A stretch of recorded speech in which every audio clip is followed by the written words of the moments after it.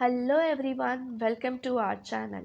So in this video, we will gonna do session 1 of unit 1, describe healthcare delivery system. So in relevant knowledge, there's nothing much important, but you just have to remember the full form of WHO. WHO stands for World Health Organization. Okay? So moving to the next topic, definition. Hospital is an institution for the care, cure, and treatment of the sick and wounded, for the study of diseases, and for the training of doctors and nurses. तो hospital एक ऐसा institute है जहाँ पर care और treatment provide किया जाता है बीमार और इंजर्ड लोगों को। ठीक है, आपको 2 मार्कर और 1 मार्कर एक ऐसा क्वेश्चन भी आ सकता है that what do you mean by a hospital. तो इसका आंसर है hospital is an institution for the care, cure and treatment of sick and wounded. आगे आपको 2 वर्ड्स और ऐड करने हैं, पीपल एंड एनिमल। ओके, या next is, in old days, hospitals were guest houses for the shelter of the homeless and of the treatment of travelers. In modern times, the chief function of hospital is to provide care and treatment to sick. जो पहले का time था, तब के time पे hospitals एक guest house की तरह रहते थे। और जैसे कोई ट्रैवलर है, वो ट्रैवल कर रहा है, बीच में उसका सपोज़ एक्सीडेंट हो गया, तो उसकी ट्रीटमेंट के लिए उसको फटाफट हॉस्पिटल ले जाते थे। पर अभी के टाइम पे जो एक मेजर फंक्शन है हॉस्पिटल का is to provide care to the sick. ठीक है, next is WHO defines the term hospital as an institution that provides inpatient accommodation for medical and nursing care. एक ऐसा इंस्टीट्यूशन जहाँ पर बहुत सारे पेशेंट्स का ट्रीटमेंट एक साथ किया जाता है। WHO ने उस इंस्टीट्यूशन को नाम दे दिया hospital. Okay, now moving to the next is type of hospitals. The first type is general hospital. These hospitals offer treatment for common diseases. The main objective of general hospital is to provide medical care to the patients, whereas teaching is secondary.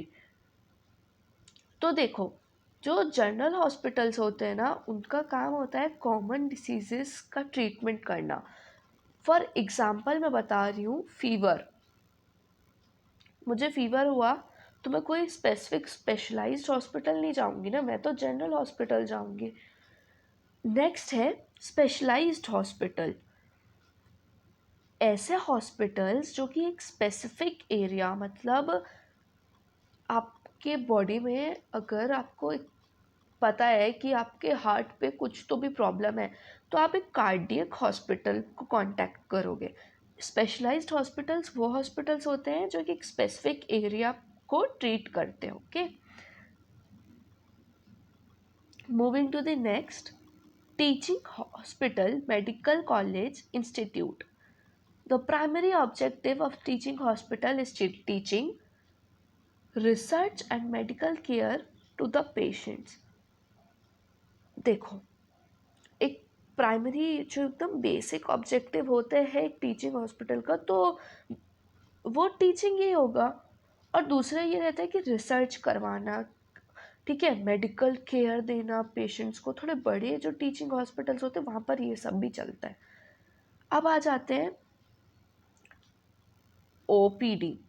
OPD stands for out patient department. मैं अभी से बता रही हूँ, health care में आपको बहुत कुछ रट्टाफिकेशन ही चलता है यहाँ पर मोस्टली, तो आपको बहुत कुछ रटना पड़ेगा।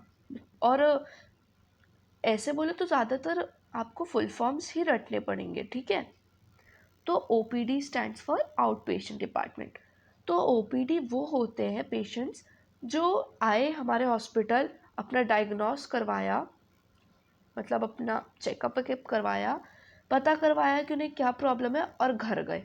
एक फिक्स्ड वर्किंग आवर्स होता है इसका, ठीक है। तो मैंने जैसे एग्जांपल दिया था फीवर का, तो अगर मुझे फीवर हुआ है तो मैं गई, मैंने अपना डायग्नोस करवाया, ट्रीट करवा लिया, उन्होंने मुझे प्रिस्क्रिप्शन दे दिया ऐसा ऐसा, और मैं घर चली आई। तो ये मैं मैक्सिमम अगर जाऊंगी तो 2 घंटे 3 घंटे ही लगेंगे इसमें, ठीक है। फिक्स्ड वर्किंग आवर्स होता है।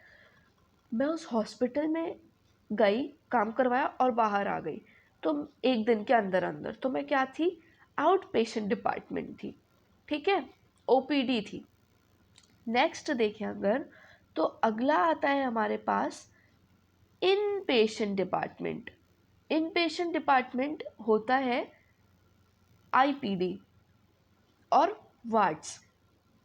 देखो, एक ऐसा डिपार्टमेंट जहाँ पर पेशेंट को एडमिट कर लिया जाए उसके ट्रीटमेंट और उसके डायग्नोस के लिए। फॉर एग्जांपल मैं फिर से बता रही हूँ, एक व्यक्ति है जिसको कार्डियक रिलेटेड प्रॉब्लम है और काफ़ी सीवियर हो गया है, मतलब एकदम हाई स्टेज पे आ गया है, ठीक है। तो वो क्या करेगा, वो गया, अब अगर ऐसी बड़ी प्रॉब्लम है तो एक दिन में तो उसका डायग्नोस हो नहीं पाएगा। उसका ट्रीटमेंट करने के लिए अगर उसे एडमिट कर लिया गया है, ठीक है, उसका डायग्नोस उसका ट्रीटमेंट करने के लिए, तो वो इन पेशेंट डिपार्टमेंट होगा। अगर उसने 1 से या 2 दिन बिता लिए उस हॉस्पिटल में तो उसका इन पेशेंट डिपार्टमेंट हो जाता है, ठीक है। थर्ड रहता है हमारे पास एमरजेंसी विंग्स। तो इमरजेंसी विंग्स वो डिपार्टमेंट को कहते हैं जो एक्सीडेंट और इमरजेंसीज भी कहते हैं हॉस्पिटल। ये जो डिपार्टमेंट होते हैं ना इमरजेंसी विंग्स, इन्हें एक्सीडेंट विंग्स भी कहा जाता है। होता क्या है कि ये 24/7 अवेलेबल रहता है आपके पास। कोई भी एक्सीडेंट हुआ है तो आप किसको कांटेक्ट करोगे, इमरजेंसी विंग्स को कांटेक्ट करोगे, ठीक है। नेक्स्ट है, so various specialised departments in a hospital includes internal medicine. Second is gynecologist, the branch of medical science that deals with the diseases related to women. Okay, is our gynecologist. ठीक है. The third one is pediatrician. Paediatricians वो होते हैं जो कि एक infants की care करते हैं। इन्फेंट्स वो होते हैं जो 1 साल से कम के होते हैं बच्चे, ठीक है। उनका जैसे कोई भी इशू हुआ तो उनके पेरेंट्स कांटेक्ट करेंगे पीडियाट्रिशियन को, ओके। Then fourth is general surgery, fifth is orthopaedic, is related to bone and soft tissues. ये सारा इस पूरे में आपको सिर्फ और सिर्फ रट्टाफिकेशन लगाना है, मैं इतना बता सकती हूँ। बाकी मैं एक्सप्लेन तो कर रही हूँ but you have to learn these. ENT, ear nose throat. ENT surgery जो होती है ना वो ईयर नोज और थ्रोट की होती है। ऑप्थेल्मोलॉजी, ऑप्थेल्मोलॉजी क्या होता है, related two eyes. I related कोई भी आपको इशू होगा तो आप कांटेक्ट करोगे एक ऑप्थेल्मोलॉजिस्ट को, आई डॉक्टर को, जिसको कॉमन लैंग्वेज में आई डॉक्टर भी कहते हैं। उसको नाम जो उसका स्पेसिफिक है, it's ophthalmologist, okay. Ninth very common, dental department. जो भी आपका ओरल कैविटी रिलेटेड इशू है, आपका टीथ रिलेटेड इशू है, आप उसके लिए कांटेक्ट करोगे डेंटिस्ट को, ठीक है। अब ये सारे डिपार्टमेंट्स तो स्पेशलाइज्ड बस थे। जो सुपर स्पेशलाइज्ड डिपार्टमेंट्स होते हैं मैं कुछ वो बताती हूँ। इसमें तो 4 ही दिए हुए हैं। दो, पहला है cardiology related to heart, okay. Endocrinology related to hormone, gastroenterology related to digestive systems, related to digestive system, okay. Then hematology related to blood disease, okay। तो मैं फिर से बोल रही हूँ, रट्टाफिकेशन लगाओ और उसको याद करो क्योंकि MCQ फिलअप्स इन सब में आता है ये बोर्ड के एग्जाम्स में आपके। Next are allied services. Physiotherapy सुना है, कॉमनली जो थोड़े ओल्ड एज लोग होते हैं वो लेते फिजियोथेरेपी। अब तो काफ़ी नॉर्मल हो गया है, बच्चे भी लेने लग गए हैं। पर फिजियोथेरेपी क्या होता है, let's see. It provide special service to all patient who required physiotherapy. A physiotherapist helps patients who are physically impaired, including those suffering from therapy, disability after medical or surgical treatment. तो physiotherapy ना उन लोगों के लिए होती है जो कि फिजिकली थोड़े बहुत डिसेबल होते हैं, और उन लोगों के लिए होती है जैसे अभी तो मैं जैसे एक व्यक्ति है, उसकी सर्जरी हुई है शोल्डर्स की। अब सर्जरी के तुरंत बाद तो वो एकदम वॉलीबॉल खेलने लायक नहीं रहेगा ना, धीरे धीरे ही उसके हाथ का मूवमेंट स्टार्ट होगा। तो जो उसका मूवमेंट होगा ना उसमें ज़्यादातर रोल प्ले करेगा एक फिजियोथेरेपिस्ट। फिजियोथेरेपिस्ट उसको हेल्प करेगा। ओके, नेक्स्ट है रेडियोलॉजी। रेडियोलॉजी क्या होता है, let's C. The department supports in diagnosing the disease and providing treatment using advanced equipments including CT scan। बहुत कॉमन हो गया, अब तो बहुत सारे लोगों ने सुना होगा। कंप्यूटेड टोमोग्राफी इसका फुल फॉर्म होता है, ये आपको फिलअप्स में आ जाता है कई बार, और MCQ फॉर्म में भी। It's computed tomography, CT scan. Next होता है हमारे पास digital x-ray, angiography, imaging of blood vessels, और अल्ट्रासाउंड भी अब तो काफ़ी कॉमन हो गया है। अल्ट्रासाउंड वगैरह ये सारा कुछ जो भी रिलेटेड टू मशीनरी होता है ना, वो सारा कुछ मान लो रेडियोलॉजी में आता है। ठीक है, नेक्स्ट हो गया एडमिनिस्ट्रेटिव एंड फाइनेंस डिपार्टमेंट। देखो, it performs all work related to administrative, such as hiring and posting of hospital staff, the financial activities such as purchasing medicines and equipments, providing salaries to staff, etc. Require for paper functioning of hospitals. तो जो हमारा administrative और financial से, finance department से समझ आ रहा है something related to money. तो जो भी आपका पेपर वर्क हो गया रिलेटेड टू मनी हो गया, आपको कुछ इक्विपमेंट चाहिए जैसे कि 100 सीजर्स का ऑर्डर दिया है, तो पहली बात तो इक्विपमेंट्स हो गए, दूसरा हॉस्पिटल के ही पैसे लगेंगे उसमें, तो फाइनेंस आ गया। These are related to administrative and finance department. Okay, next public relation departments। ये थोड़ा अच्छा लगता है। देखो, public relation department deals with media coverage of the activities of hospitals including visits, meeting, conference, etc. It also prepare booklets। होता है कई सारे हॉस्पिटल्स के हमें पोस्टर्स और पैम्पलेट्स दिखे हुए मिल जाते हैं रोड के साइड पर। वो कौन ला रहा है, कहाँ से बन रहे हैं, कौन से डिपार्टमेंट बनाता है वो हॉस्पिटल का, वो बनाता है हमारा पब्लिक रिलेशन डिपार्टमेंट। वो सारा कुछ हैंडल ही करता है पब्लिक रिलेशन डिपार्टमेंट। ठीक है, सपोर्टिंग सर्विसेज।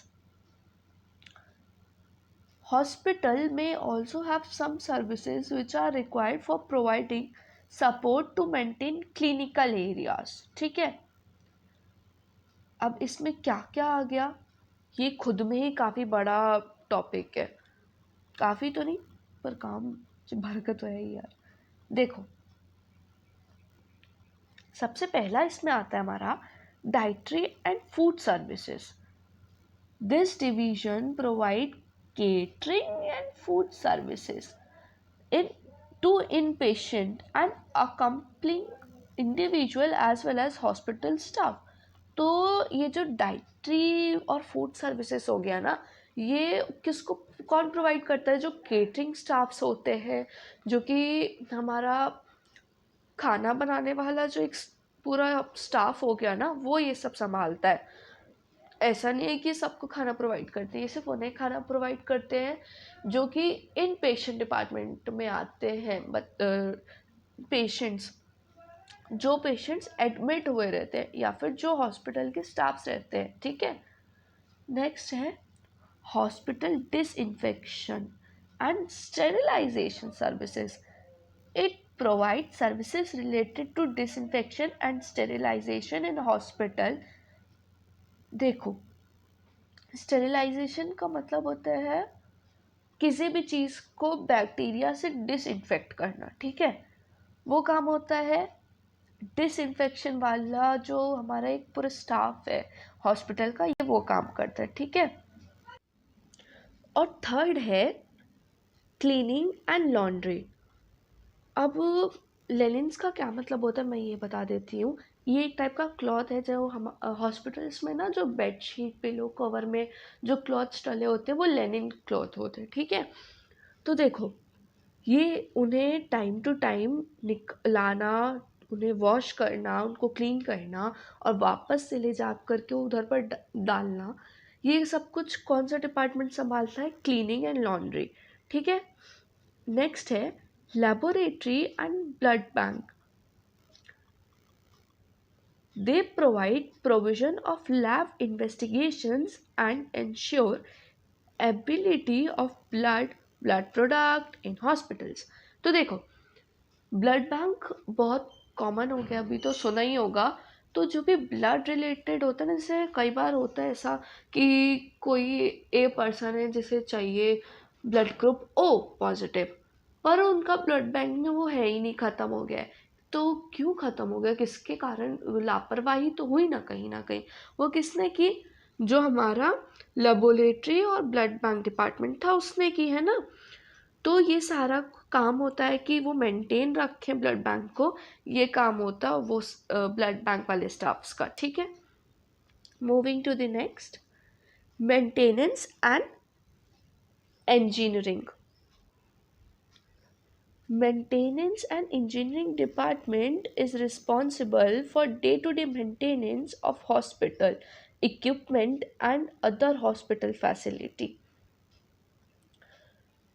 तो हमारा जो ये मेंटेनिंग वाला जो हो गया ना, उसका ये काम होता है कि इक्विपमेंट्स कितने हैं अभी हॉस्पिटल में, अच्छा ये ख़राब हो गए हैं तो कितनों की नीड है, कितने मंगाने हैं, ये सारा कुछ वो देखते हैं। अगला आता है medical report department. Medical report department ऐसा भी कई बार एग्जाम्स में आ जाता है that what was the full form of MRD. तो MRD stands for medical report department, okay. ये वो डिपार्टमेंट है जो कि सारी मेडिकल फाइल्स, और जो भी आप, जैसे एक पर्सन है जो कि आईपीडी है एक हॉस्पिटल में 5 दिन से है, तो उसकी जो भी मेडिकल रिपोर्ट है ना, वो सारा कुछ कौन संभालता है, कौन सा डिपार्टमेंट संभालेगा?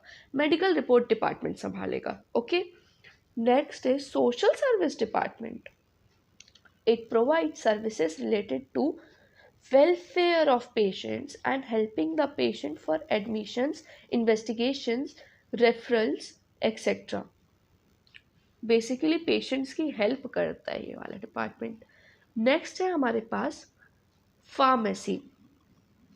This division provides medicine to patient that are prescribed during course of their treatment. अब कभी सुना है कि फार्मासिस्ट के पास जाना है हमें, या फिर फार्मेसी कर लो? फार्मेसी क्या होता है? It's not just a course, medicine related जो भी स्टडी होती है ना, वो होती है फार्मेसी की। तो मेडिसिन का स्टॉक हो गया, आपको डॉक्टर ने प्रिस्क्राइब किया है ये 3-4 दवाइयाँ, तो ये कौन देगा? फार्मासिस्ट देगा। तो ये सारा कुछ जो देखना रहता है ना, वो फार्मेसी वाला डिपार्टमेंट देखता है। नेक्स्ट है हमारे पास transport services.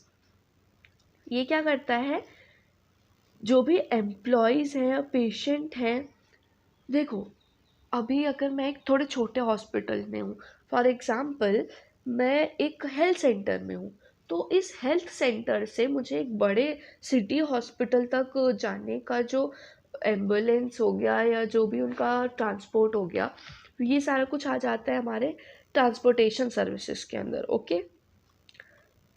Coming to the next, last but not least topic is professionals. In hospital, the hospital requires various trained and skilled personnel for providing services to the patient as follow professional are available in hospital. तो hospital एक बहुत बड़ा institute है और बहुत सारी चीज़ों से बहुत सारे लोगों से मिलकर के बनता है। उनमें से कुछ जो है वो बहुत ज़्यादा इम्पोर्टेंट है, वो है doctor must, nurses, pharmacist, medical lab, x-rays, physiotherapist, dietitian, GDA general duty assistant, ये सारा कुछ बहुत इंपॉर्टेंट होता है। अगेन मैं बता रही हूँ, रट्टाफिकेशन लगाओ और इसे रट लो। नेक्स्ट है हमारे पास सपोर्टिंग स्टाफ। सो देखो, मेडिकल सोशल वर्कर्स होते हैं, एडमिनिस्ट्रेटिव होता है, हमारे पास रिसेप्शनिस्ट होता है, कुक होता है जो कि डाइटिशियन वाला संभालता है।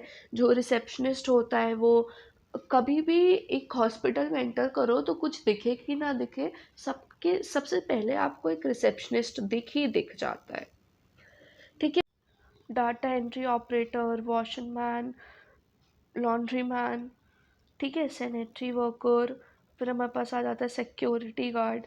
तो ये सारे ही क्या है, एक सपोर्टिंग स्टाफ है। अब मैं बता रही हूँ कि आपको इससे 2 मार्कर और 3 मार्कर क्वेश्चन आ सकता है, that name any 5 supporting staff of the hospital. तो आप ये जो 8 दिए हुए हैं हमारे पास, इन 8 में से कोई भी 5 लिख सकते हो। ठीक है।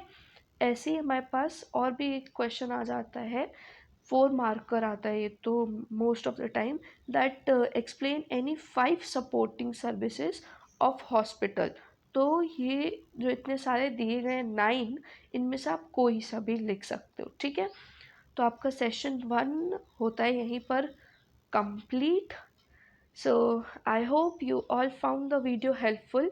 So please subscribe the channel and don't forget to like and share. And thank you for watching.